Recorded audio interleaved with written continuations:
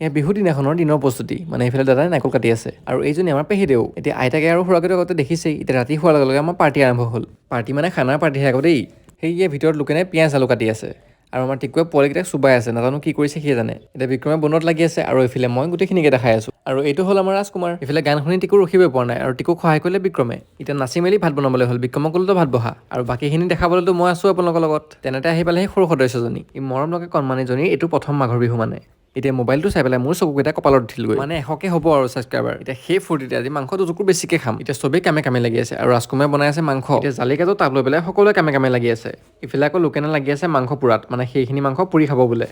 পুৰিলোঁ কিন্তু জুইত মই একো